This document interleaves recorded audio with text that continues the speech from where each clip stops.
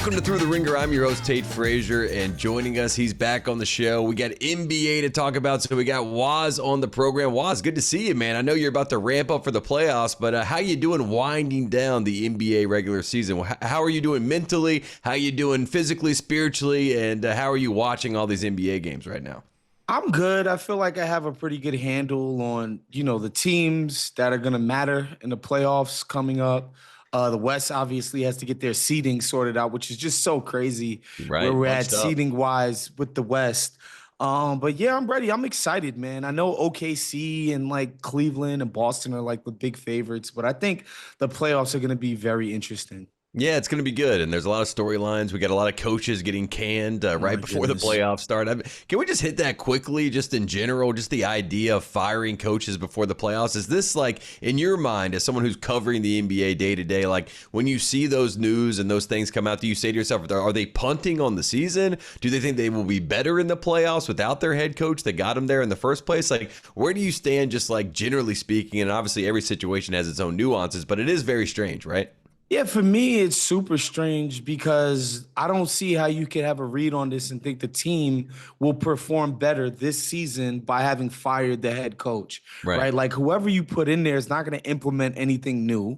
They're not going to be able to put stuff in. It's not like they have a training camp or anything like that. Like they're just basically going by the seat of their pants and figuring things out on the fly. And a team, especially like Denver, who everybody thought had a decent chance to get to an NBA Finals with their championship pedigree and also having the best player in the league. It's like, how do you purposely make your team worse right before the playoffs? It just seems like a strange thing to do. The Memphis thing, a little bit different. They fired Taylor Jenkins' entire staff over the summer, which is the clear sign that management has no respect for you. And basically, so there was like a sort of, you got the idea that maybe he wasn't long for that job, especially after doing something that traumatic in the offseason. The Mike Malone thing is just like, come on, guys. Like, let the guy, if he's going to, flame out in the playoffs, and at least you give yourself the best possible chance for this year. Yeah, it's a very strange phenomenon that we got going on, but it also begs the question when you have an MVP like Jokic, who is very like kind of out of the way. He's definitely not in part of the quote unquote player empowerment era. Like then ownership kind of does whatever they want. They don't even check in with you. So that's the other side of the coin there. Let's talk all NBA, because this is when we look in the annals of history in the NBA, we always go back to the all NBA team, and that's how we dictate who actually was the top five that season. Your all NBA team this year. I know that on the Ringer NBA show, you guys put these together. Who did you have in your top five?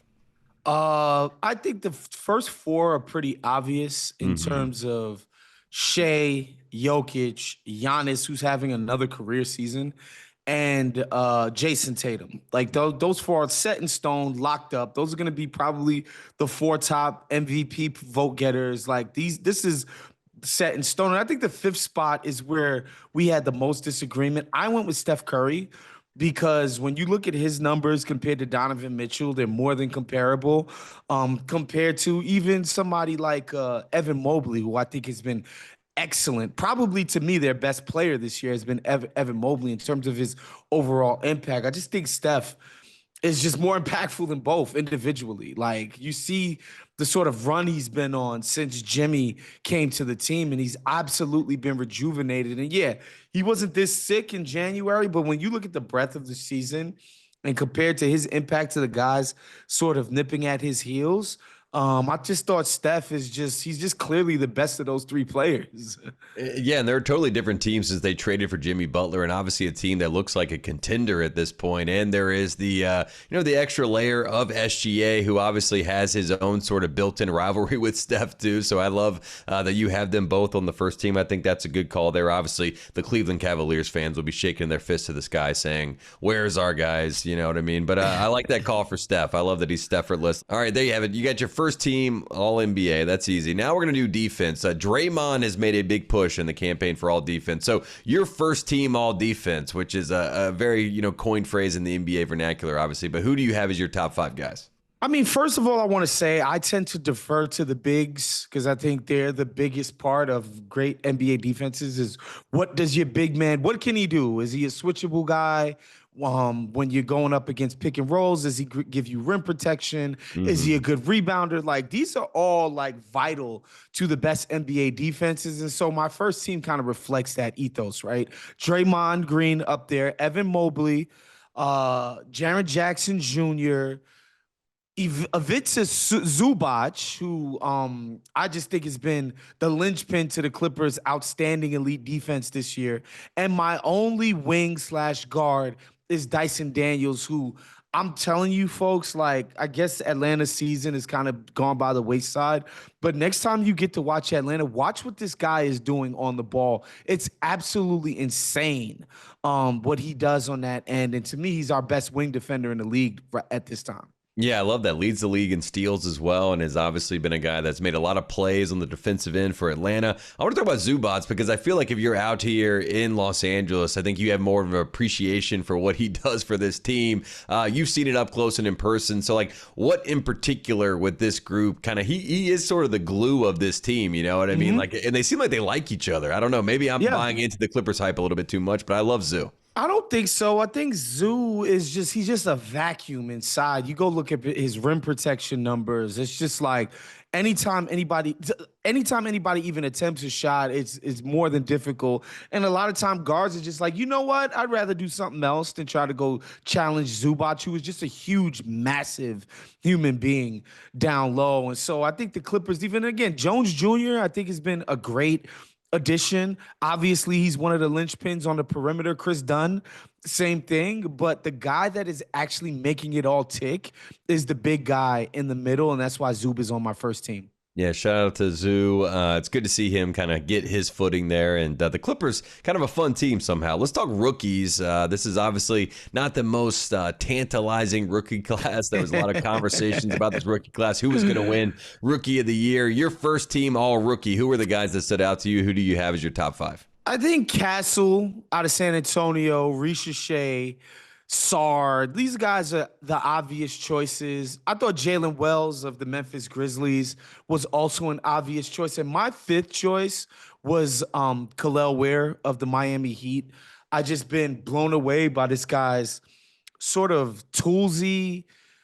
Like, he's so long, so quick, so springy, but also he brings a certain level of skill as well. And, those are always the most tantalizing kind of prospects, these guys that can do a bit of everything, if not like insanely great at any one thing yet. And so for me, man, like, this guy doing grab and goes, taking it off the glass and bringing it full court, a big lob threat. I just love this guy's overall game. And I think his production's been pretty good, considering I'd never heard of this dude before like January.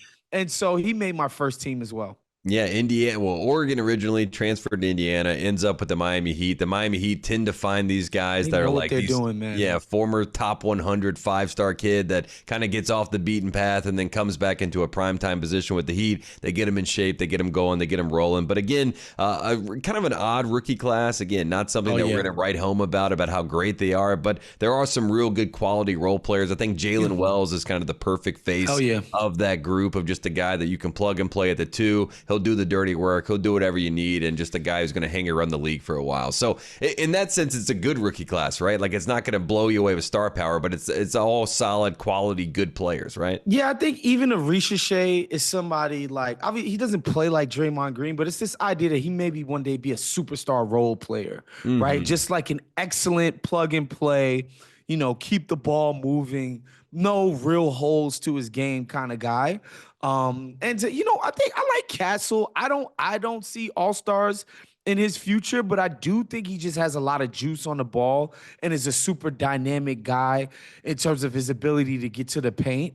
And so I think he's somebody that you could be excited about, maybe one day become a borderline all-star. But yeah, I don't know. Even if you love Sard, which I was at Denver when he dropped like 30 on Jokic, it's hard to see him as being somebody's idea of a superstar someday. That's why people are upset with the number 1 pick last year, because that was the pitch, right? You're like, this guy is going to be a premium number 3 option. And everyone's like, wait a second, I'm drafted the premium number 3 option, number 1. Yeah. My head can't compute with that. One last thing, just as far as the awards in the NBA, there's been a lot of conversation about most improved. I saw JJ was talking about that. He was like, it's basically guys who are former top 5 picks that are on max deals that are just starting to play better, and we give them most improved. And, Ja Morant was sort of the perfect and epitome of that conversation. What do you think they do with this award? Do they keep it sort of in the same vein, or do they do some clarifications with it? What are your thoughts? I mean, I don't know. I tend to think if it's even a conversation starter at all, then it's completely fine.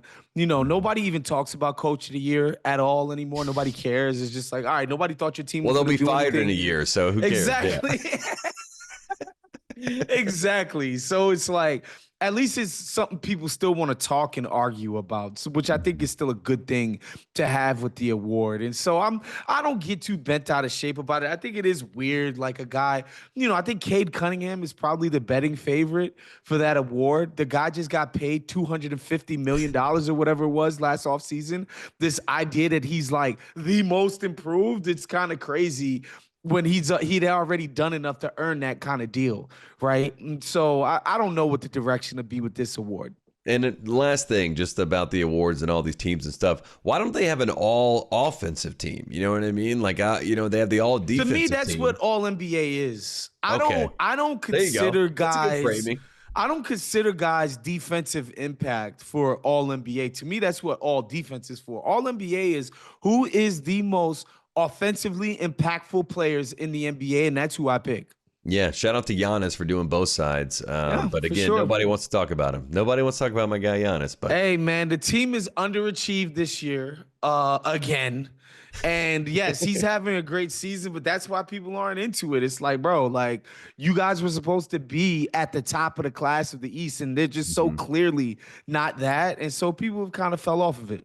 Yeah, you know how it goes. We're going to take a quick break. When we come back, we're going to talk about some of those contenders, some of the teams you need to watch out for in the playoffs. We'll be right back. Stay tuned. After the break, we'll be back with Woz to talk NBA playoffs.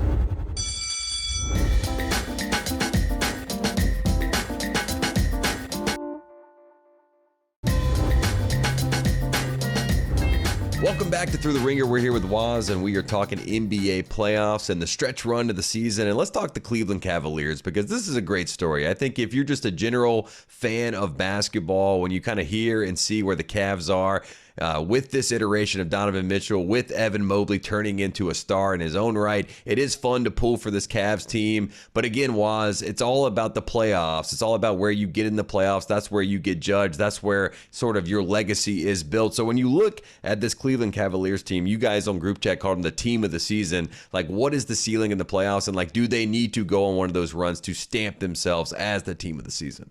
To me, if you're a Cavs fan, you have every expectation that your team will be in position to make an NBA Finals. I think they're well placed to go to the conference finals. I don't see them having any trouble before Boston. The Knicks just haven't been proven to be a consistent enough defensive outfit, in my opinion, especially when you think of the Cavs, who have just completely revamped their offense to be one of the more dominant units on that side of the ball all season in the NBA. And so to me, they're probably in all likelihood, barring some catastrophic injury, should be ready to be in the conference finals. And by the time you get there, you never know how many bumps and bruises Boston might have accrued on the way to that conference finals, or you just beat them outright, right? Like, they won 2 games. Granted, both of those games were like big old comebacks and like could have easily lost those 2 wins, but they've beaten Boston twice in the regular season. That's not something you can sneeze at. And they've got a deep team. They're pretty freaking young. And they should feel confident against anybody, honestly, with what they've been able to put on the floor this year. And the last thing I'll say, especially when it pertains to Evan Mobley, I think the seeds of what ended up becoming his breakout season this year were planted in the playoffs last year. against the Magic and against Boston, where it was just like, oh, hold on, like I can do stuff with the ball in my hands. I can actually like out-muscle guys down low when they try to switch little guys on me. Like I can be more aggressive. It felt like a eureka moment, right? Yes. It felt like it was like, oh, yes, of course I can do this. And I think you and I, who were two guys who were fans of Mobley, were like, yes, finally. Yes, finally. I like when big men play big. And like that's a big thing for me. And so he's been doing that all season. I think this playoffs is another opportunity for him to take another step in that direction. Yeah, and the stigma that comes with the Donovan Mitchell, like I've had a lot of people in my life, and I'm sure you hear this too. They're like, I've seen this with Utah. They have a great regular season. It's not They're a top seed, all this sort of stuff. I'm telling, yeah, I agree. I do think it's not the same. East, there's more of a path too. This team is a lot more well balanced than Utah was. I think the idea was that, you know, they would basically build an offense first kind of team based around Donovan Mitchell's ball handling and juice and Rudy's, like, you know, elite pick setting and rim running and all of that. And he's going to clean up everything on defense. I think Donovan Mitchell, the reason why this team is taking off, I would say, is because he's been de-emphasized, unlike the way he was used in Utah, where he was basically the fulcrum of everything. He's gotten off of the ball and allowed guys like Mobley, allowed guys like Garland to take more ownership of the offense. And I think that's literally why they've taken off. Yeah, let's talk about the top team in the West, OKC. Everybody, it feels like a foregone conclusion. Everybody expects this team to make it to the NBA Finals. Obviously, SGA, the MVP conversation is there between him and Jokic. We even have a conversation now happening where people are saying that we might get co-MVPs for the first time. We had co-Rookie of the Years once upon a time in 1995, so this would be the first time we could share an award. Is it inevitable that OKC is going to win the West, or do you think there's still the blueprint out there of how to guard SGA in the playoffs, and maybe that comes back to bite them again? I don't think look, I think they're legitimate. They've earned the right to be considered the favorites. However, I would not be shocked. In fact, I would pick the field in the West versus OKC because I just do think they are very Shea-centric and dominant, right? Like, as much as everybody wants to laud J-Dub, like, he's not the guy that they could just give the ball to and ask him to create meaningful and efficient offense all by himself. He's not the driver of that. He's not a hub yet. Maybe in the future he'll develop that ability, but it's not there yet. So it's basically, it's going to fall to Shea's shoulders. And guys like Chet and Hartenstein, teams are not going to feel threatened by those guys in the playoffs. The best teams are going to invite Hartenstein and Chet to beat them and basically, you know, shade everything towards Shea, get back out to the shooters and basically effectively replicate Dallas's game plan last year, which was essentially pack the paint and, hey, beat us from the outside. And these guys went ice cold against Dallas. Granted, a lot of those looks were good looks, great looks. You know, they generated decent offense. They just didn't make big shots. And it's one thing for Cason Wallace and Isaiah Joe and Kenrich Williams and the other Jalen Williams. It's one thing to be, letting them fly in the regular season at home. Everybody's high-fiving, group photos after the game. Right. It's two of those in a row in a tight spot in the playoffs. You're not taking it again. You're getting that pass, and it's going to be a record scratch. Like, you're like, hold on, who do I give this to? Right? Like, that's the difference between the regular season and the playoffs to me. Like, the actual stakes of each of these games, each of these possessions, each of these shots, each of these decisions comes like into crystal clear focus, and it changes the behavior of these players. Yeah, and shout out to Sean Sweeney and that Maverick staff. I mean, they kind of created the SGA blueprint of how to guard him in the playoffs. It'll be interesting to see what they do as a counter. But they had the personnel, though. That's true, right? You do have to have the personnel to get the job done. That is a big thing. Let's talk a guy who is trying to make sure his Memphis future is locked in. Ja Morant, Brian Windhorst, before we came on the show, he was talking about this is probably the most impactful, storyline going into the playoffs because Ja has only won one playoff series. He's had some great playoff games. I think he's had, maybe I'm incorrect here, but I think he's had at least 3 40-point playoff games. So he's had some great games, but only won one series. Obviously, Memphis is a clouded future there in general. So how much does Ja Morant have to kind of stake his claim here and try to make a run in the playoffs for the Grizzlies?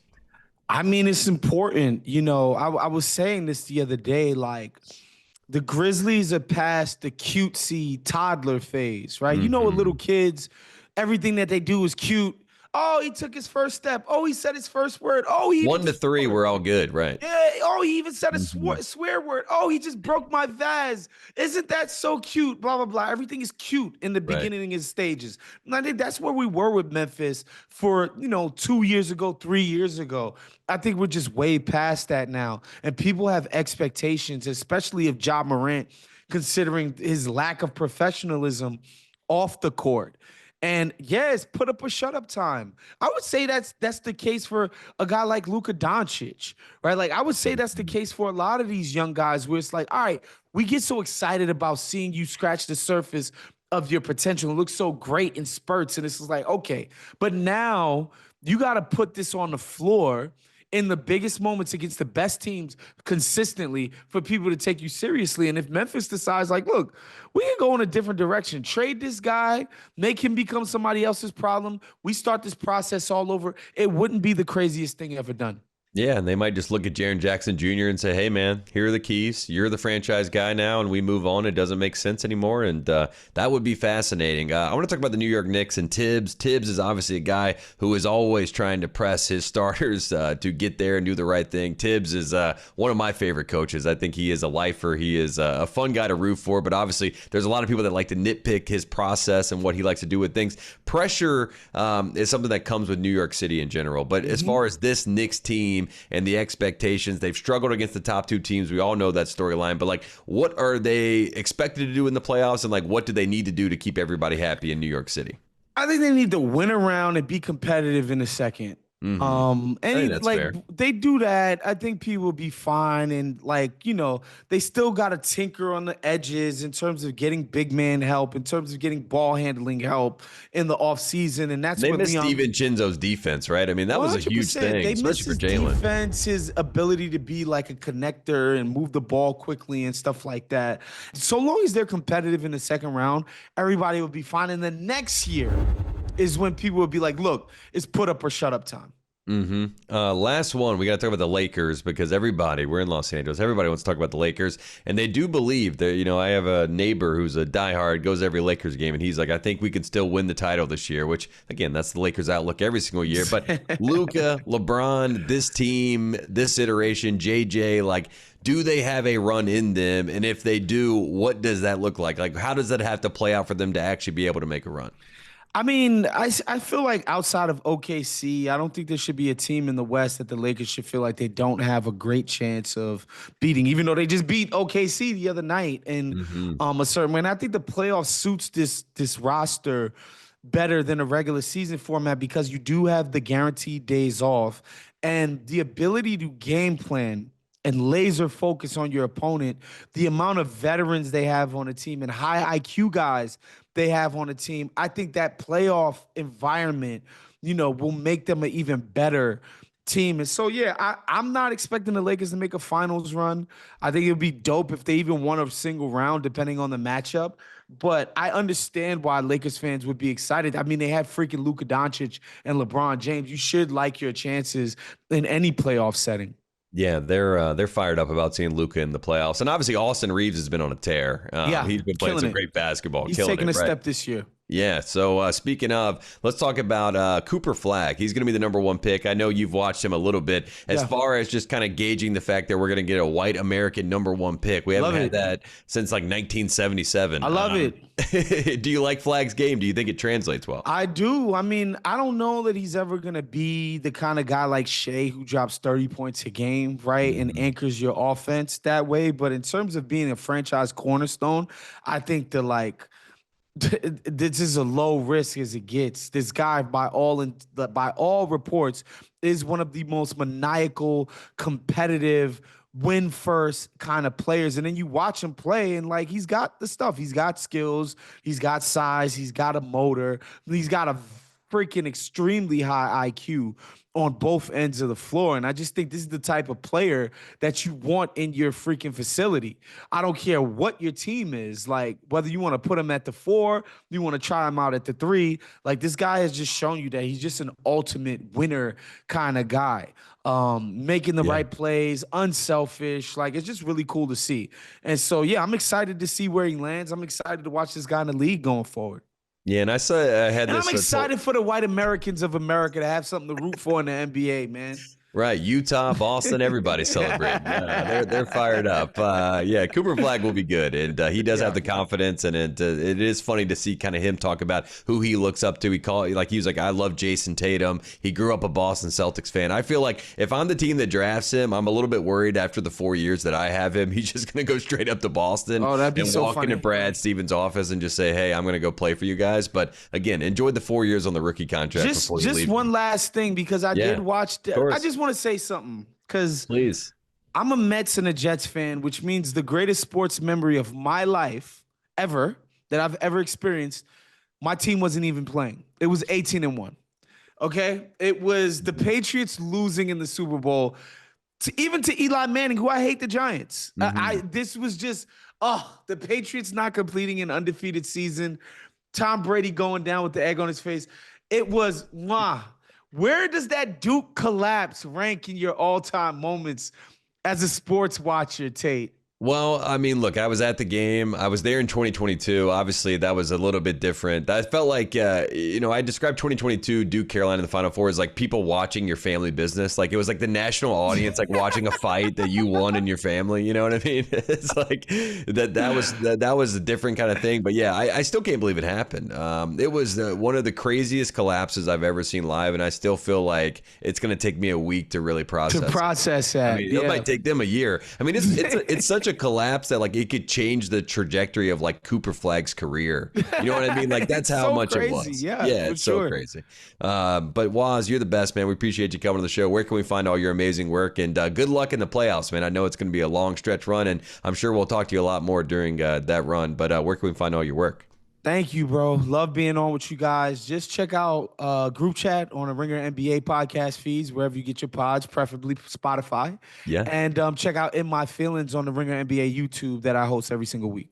It's the best, Woz. You're the best. We appreciate you coming on the show. And much love, tuned. Bro. Of course. Stay tuned. We'll be back on the other side of the break. We'll be talking NFL draft with Danny Heifetz. We'll be right back on Thru the Ringer.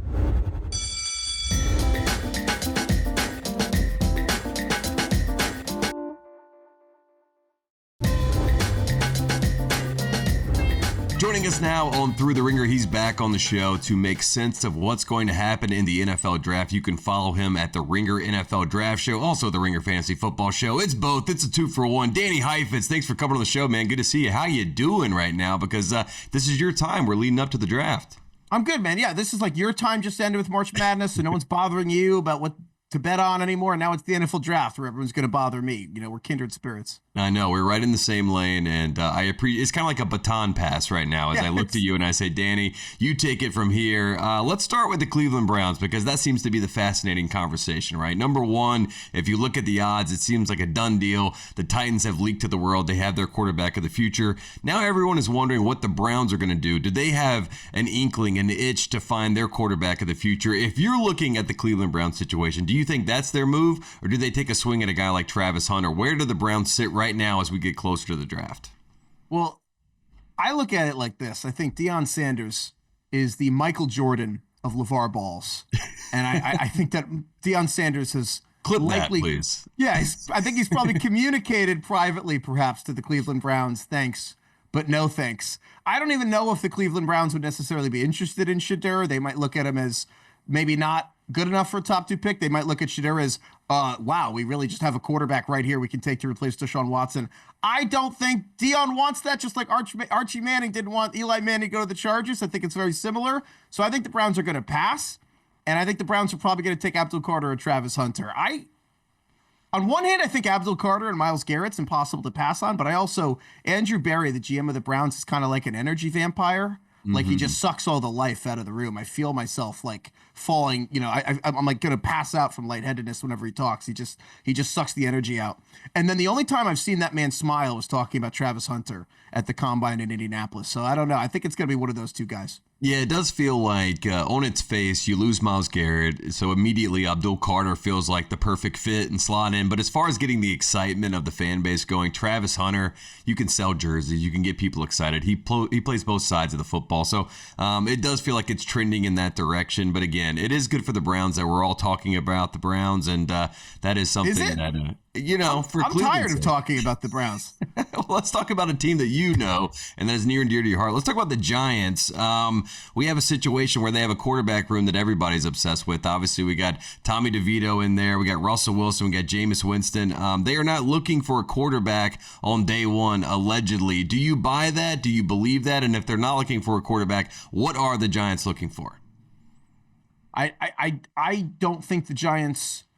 I don't think it's impossible that the Giants take Shedeur Sanders, but I think it's unlikely. I don't think the Giants would have signed Russell Wilson and Jameis Winston and Tommy DeVito if they thought they were going to take a quarterback at 3, frankly. I think you sign Russ or Jameis and Tommy, or just 3, it just feels like a little much, honestly. I kind of doubt it.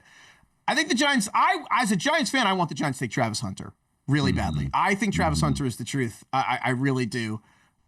There are so many, I don't know, because now people are kind of talking about, well, he can't play both sides of the ball. Travis Hunter can't do that. And I'm like, you know how many things people have told me can't happen? Like, I was told Dan Snyder would never sell Washington. I was told, like, Wayne Gretzky's goals record would never be broken. I was told nobody could play elite in their 40s, and I'm watching LeBron and Tom Brady do it. Like, I was told, like, no one could be a great pitcher and hitter in Major League Baseball, and now with Shohei Ohtani, like, led the league in strikeouts per 9 and had 50 home runs or whatever. And I look at 50 stolen bases, right? 50 stolen bases. He won 50. He won the MVP as a hitter. Also, he can pitch. He can strike out more people per game than anyone. So, with all that said, all these people say, well, Travis Hunter can't play full-time both ways. Why not? I have not actually heard a good answer to that question. I think people are so caught up on, well, you know, Travis Hunter would probably have to major at receiver and minor on defense, or major on defense and minor at receiver. Sure, in the beginning. But, like, he was told that in high school, and then he won the Heisman Trophy. You think this guy's going to just not do it? I actually think people are not actually properly rating his upside, which is that Travis Hunter, you could get an all-pro team where Travis Hunter's an all-pro receiver and an all-pro cornerback on the same thing. It's almost like people are forgetting that that's in the range of outcomes. And is there a world where maybe, you know, Shedeur can give his Giants cleats that he wore in the bowl game to Travis Hunter? You know what I mean? Maybe there's some sort of, passing it on or something like that, because there were some people when he wore those cleats, they're like, this guy, come on, he's trying to put the pressure on the Giants. But maybe it was just a way. One of us is going to go to the Giants so he can share those cleats with Travis Hunter. And New York media would love Travis Hunter, right? I mean, this is kind of the perfect handshake deal where, like, everybody's happy. Malik Neighbors is happy. He's got another, you know, kind of threat on the outside with him. Like you said, he can major in receiver, minor in defense. We even talked to Danny Kelly about him kind of having like special packages in the nickel on defense where he can kind of float and do whatever he wants. I mean, there's a lot of worlds where Travis Hunter is successful, and obviously in New York feels like the best case scenario for the brand, right? If we live in a brand world, Travis Hunter in New York City would be great. Dude, just give me that Hunter. Just give me Hunter with number 2. Yeah. That's all I want. Just Hunter plays both ways. Shedeur is going to be so upset when that happens. Let's talk about the Raiders. We got Pete Carroll, Tom Brady, obviously trying to build that future. As far as fit, we're all trying to figure out. We got a quarterback, right? Geno said he would run through a wall for Pete Carroll, right? He came out and said, this is my guy. We all understand where he stands in that situation. What are they looking for in the draft? What do the Raiders need? Obviously, they need a lot. Genty seems to be a name that's thrown out there. Do you like that fit, or is there someone else that's sort of wading in those waters that you like for the Raiders? Yes and no. I think the Raiders need a running game, but I don't think you start a running game with a running back. I think, frankly, running backs are the luxury of teams that have already built an offensive line. Like, if you just look at the teams that have taken running backs, frankly, they haven't helped. Saquon didn't help the Giants. Christian McCaffrey didn't help the Panthers. You know, Leonard Fournette didn't help the Jags that much. At the end of the day, Saquon and McCaffrey were awesome when what happened? Saquon went to a team that built the best offensive line in the league. That worked. You know what I mean? I mean, you look at Jahmyr Gibbs. High pick, but he went to the Lions, who built the best offensive line in the league. That worked. Zeke Elliott, 2016, went to a team with the best offensive line in the league. Even then, Cowboys fans, you probably kind of wish you took Jalen Ramsey instead of Zeke Elliott. So I think that and honestly, outside of having the best O-line, unless you have a Sean McVay with Todd Gurley or Kyle Shanahan going and getting Christian McCaffrey, these top running backs taken don't have that kind of impact. So unless you think Chip Kelly with Ashton Genty is going to be some special thing, in a deep running back class, I would way rather build the trenches in a traditional sense. Either go and get the theme today is going to be defensive line. But if you want to go get an offensive lineman or a defensive lineman, build it that way. because the Raiders were dead last in yards per carry last year. So you need to have an identity on offense. Yeah, quick aside here, indulge me a little bit. If you are Hard Knocks or you're HBO, whoever that is, the powers that be, don't you have to go to Las Vegas? I mean, with the Brady, the Pete Carroll, the Chip Kelly of it all. I mean, this is just too good to be true, right? And you even have a Geno who just seems like the easiest kind of like lead in, where he's like, yeah, follow me around. I'll show you my life here. Like, why can't they go to Vegas and make that happen? To be honest, Hard Knocks should just force the Giants to take them back, and they go back and see Joe Shane, Brian Dable with Russell Wilson and Jameis Winston. You can't do that to the Mara family. They can't do that again. There's too many memes for that. Danny, can you indulge me for a second here? Let's talk about my Panthers. Is there a right pick for the Panthers? Is there someone that can come in and maybe save the Panthers? I remember when Luke Kuechly was drafted in the top 10, and it was like, okay, here's a savior on the defensive side. The defense needs a lot of help. Is there anybody on the board that you see that could maybe fall into a place where they could actually help out the Carolina Panthers? I literally any defender, I think, is what's best for Carolina. I think you guys need like a pass catcher. I think that would be ideal. But I mean, the Panthers give up the most points in the history of the NFL.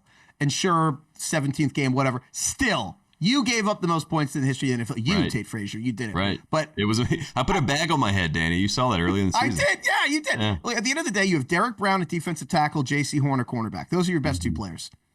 I think those are the only guys I look at your team. I'm like, they'll still be on the defense in 3 years, hopefully. Like, you signed Tashawn Wharton at defensive tackle and Trevon Merrick. I'm like, honestly, you could use 9 new defenders. Still, I think 9 different defenders in 3 years. I think, again, passing, I think a third to somewhere between 1/3 and 1/2 of the first round's defensive linemen. Take one. Right. Like, honestly, if you like, it's that, I know that's not hard hitting analysis, but at the end of the day, you have Derek Brown. Your edge is Jadeveon Clowney, who's the most mercenary guy there is. I just, it's not sexy, but eat your vegetables. Yeah, I'm right there with you. Just take somebody on the board that looks like a guy who can actually help you on that front line. And if there's anything that the Eagles have taught us, is that front four can definitely make a difference and make you a contender. Sal is not here, so I can ask you, and honestly, you can answer about the Cowboys. So what are the Cowboys looking for in this draft, and why is it Omarion Hampton at number 12? Who do you think actually fits there? Because I'm starting to believe the hype that maybe they go for a running back. Well, we keep joking that Jerry Jones, they need like, in Ocean's 11, they have a spoiler, 20-year-old movie. They have a separate vault, and they build a fake vault, and they let the security people watch the fake feed. They need to build a fake draft room and let Jerry just sit in a room and think he's like submitting the picks. This is a good idea. And they have like a whole other room with everyone actually making the decisions because, at this point, Jerry's older than Joe Biden. So I think that if he's involved, I have no idea what's going to happen. I think if you're looking at Dallas, honestly, the Dallas overall though, they're like a music festival with 3 good headliners, and then everyone else you've never heard of any of these other bands. It's like Dak Prescott, CeeDee Lamb, Micah Parsons, Jonathan Mingo is going to start at receiver for this team. Mm-hmm.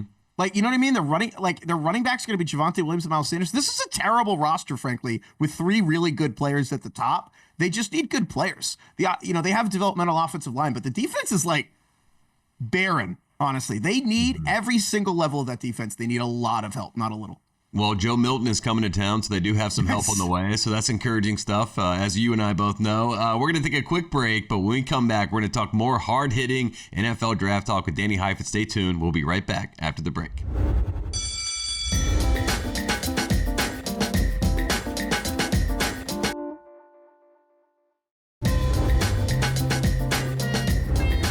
Welcome back to Thru the Ringer. I'm still your host, Tate Frazier. We're still here with Danny Heifetz, and we are talking 2025 NFL Draft. And we've gone through some big hitting topics. If you missed it, go back and watch it. But now we're going to talk about the Miami Dolphins. I'm sure John Jastrzemski will be happy about this. What does Mike McDaniels and what do the Dolphins need to do in this draft to kind of move things back in the right direction? Because right now, if we're doing the trending up, trending down, obviously they're trending down, Danny. So what are the Dolphins going to be looking for in this draft? They need some protein. I don't know. The Dolphins, they need to eat. I don't know. Maybe they should just go hit some boats like the Orcas are doing or something. But, I mean, they let their good defensive players go and kind of kept the bad offensive linemen. Like, you're bringing back Liam Eichenberg at guard, who I think every Dolphins fan kind of hates. No offense to Liam Eichenberg and his family. But then they still need to replace Christian Wilkins, who left for the Raiders last year. And frankly, the Dolphins don't have any presence on the defensive interior. And they can't run the ball. I think that's the other thing is if you actually look at 3rd and short, Dolphins are like the worst team in the league at converting 3rd and short with pure running game,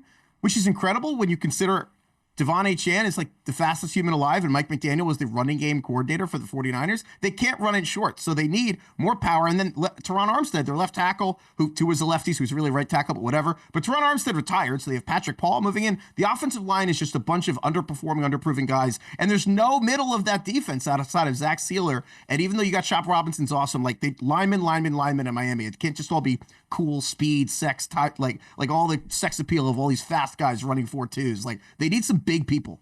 And they need some cold weather guys, obviously, because that has been sort of the knock on this team in general. Like every time they play under 50 degrees, it does feel like it's a totally different team. Let's talk about the Rams. McShay was on last week, and he said if there was one team maybe later in the first round that might take a swing at a quarterback that might, shock some people, open some eyes, maybe it is the Rams. Sean McVay looking towards the future and trying to figure out what the next iteration of this team is. There was the awkwardness, right, with the Matthew Stafford stuff, with, that contract negotiation. Obviously, Cooper Kupp now with the Seahawks. What do you think that McVay and the Rams are trying to identify early in this draft to make this team, because again, they could have won in Philly and actually won a Super Bowl this year if things break their way. I mean, they were right there on the precipice. So what do they need right now to contend now? I actually really agree with McShay on McVay. I think the Rams are the sleeper Shedeur Sanders team. I obviously it's not the favorite, but if Shedeur falls and you start looking at like an Aaron Rodgers, not that Shedeur is like an Aaron Rodgers prospect, but if Shedeur were to fall and there's this huge gap after like the Saints to the mid-20s of who's going to take a quarterback, if a dark horse team that doesn't feel like you need a quarterback trades up, I could see it being the Rams for a lot of reasons, but including the fact that the best time to get a quarterback is when you don't need one. I think the Packers have proved that multiple times. Stafford, I know they resolved the contract and everything, but how old is Stafford? Like 37 years old? Like his elbow is back. He's falling apart. So I don't think it's anyone involved would necessarily be offended because Shedeur might want to play, but learning under McVay, Shadeur's obsessed with Tom Brady. He's sad. I think that Shedeur would be happy with it. I think Stafford has to understand 2 years. Like, you know what? Like, yeah, you're not going to live forever.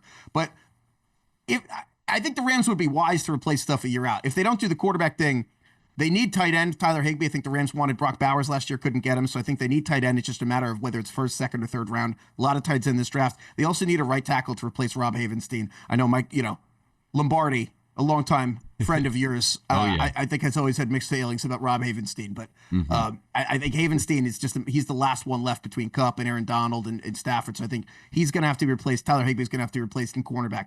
Super Bowl teams need more cornerbacks than the Rams currently have. Yeah, and you said that he was the Michael Jordan of LeVar Balls. And what did LeVar do? He got his kid drafted by an LA team. So this would be very, on the nose if Shedeur Sanders could get away to a big market out in Los Angeles. And that would be a very fun, cerebral offense for him to kind of buy into. And like you said, Stafford, a great guy to mentor him. And honestly, probably would enjoy the idea of mentoring him. So that could be a good fit. Let's talk about the Chiefs. Obviously, a lot of people, after they watched the Super Bowl, they said they got to, bolster up this offensive line. Is that the approach? Is it that simple when it comes to the draft? Like, what are the Chiefs looking for as it kind of pertains to their draft approach and draft process? Yeah, it's a trench draft for the Chiefs. Trench draft. I mean, a defensive line quietly. I love a trench draft. They need a trench draft. The Lions need a trench draft. A lot of teams need a trench draft. I look at the Chiefs D-line. They need Chris Jones and Karlaftis, the only guys who could win one-on-one. But the offensive line, they were down 40-0 in the Super Bowl. The Chiefs the Eagles had more points than the Chiefs had yards at halftime. That's not good. So you look at what happened. The Chiefs' offensive line's gotten worse. They actually traded Joe Thuney away. So right now, as things stand, the Chiefs' plan entering the season is Mahomes' blind side will be protected by a left tackle who has never started more than 6 games in a season and a left guard who's never played guard. I don't think that's the best plan. I think it's fine to go into April with that. I hope they don't go into September with that. So I think the Chiefs are going to have to load up an offensive line. We'll see who they end up with, but they have to do something because the current plan isn't good enough. Is there like a situation where maybe they could package some of those picks potentially to go get someone that's more of an established offensive lineman that's out there? Like, is this a trade situation for the trenches, or is it just like, hey, we like guys that are on rookie contracts and, we'll just try to build them up into the machine and we trust Andy Reid and this team to figure it out? And luckily, we have Patrick Mahomes behind them and he's a magician who can figure out this stuff. Or where is there any sort of other movement outside of maybe even just the actual picks themselves? Honestly, you need guys that want to ring chase, to be totally honest. Like, that's your best option is Tyrone Smith's just piecing together. That's the thing. They went shoestring and bubblegum at left tackle, which they almost three-peated, going shoestring and bubblegum at left tackle.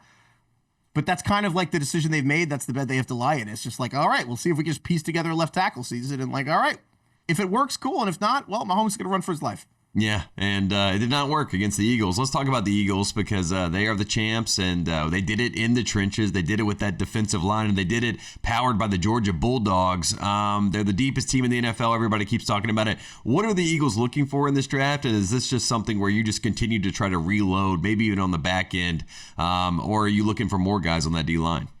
I think the Eagles, what they're really good at is two things. Not overthinking it.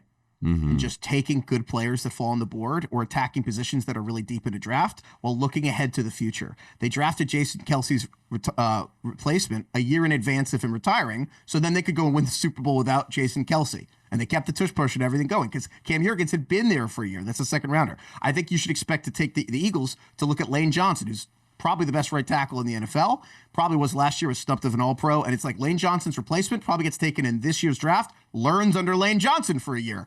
I also think the Eagles they don't overthink stuff. This is the deepest defensive line draft in 30 years. Todd McShay's been talking about it. Danny Kelly here, Ringer NFL Draft has been talking about it. The Eagles probably just kind of don't overthink it. And if a defensive lineman falls to them, take a defensive lineman. Like at the end of the day, specific players are hard. But when we say a class is good, usually look back, the classes are good. You don't know who's going to be good necessarily, but they usually end up good. So I think defensive line, offensive line, and similar. I bet they take a running back in the 4th round just because screw it, why not? Yeah, why not? I think that's a good motto when it comes to the draft. Why not? And like you said, keep it simple, make the right choice. And last thing before we let you go and get back to work on all the draft stuff, you guys are doing a great job.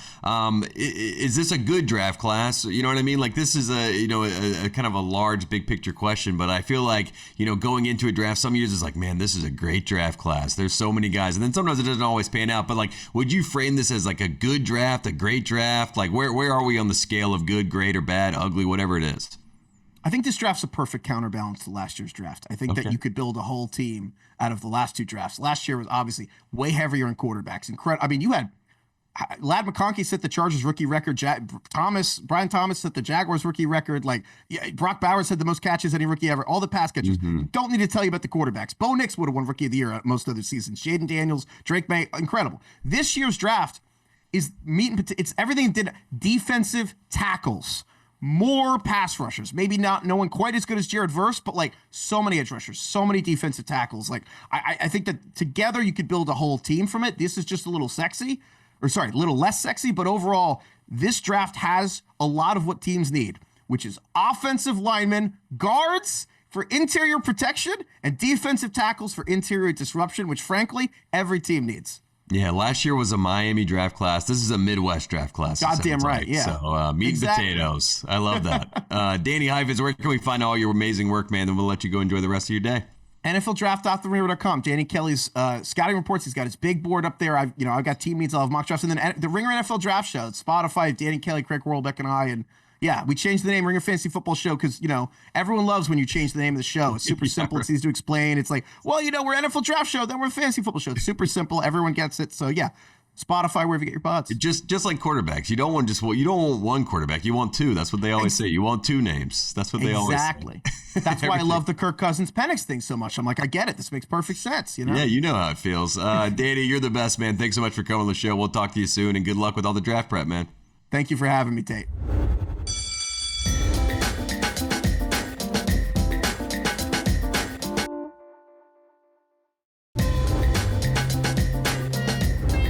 All right, there you have it. Another edition of Thru the Ringer. We appreciate you tuning into the show. Shout out to Woz for breaking down the NBA. Shout out to Danny Heifetz talking obviously the NFL draft that's coming up. We're going to do a lot of conversations about the NFL draft. We appreciate you tuning into the show. Enjoy the Masters weekend. I know the Sal will be enjoying it. Boots on the ground with Bill Simmons and the rest of the gang. We appreciate you watching Thru the Ringer, and we will see you next week.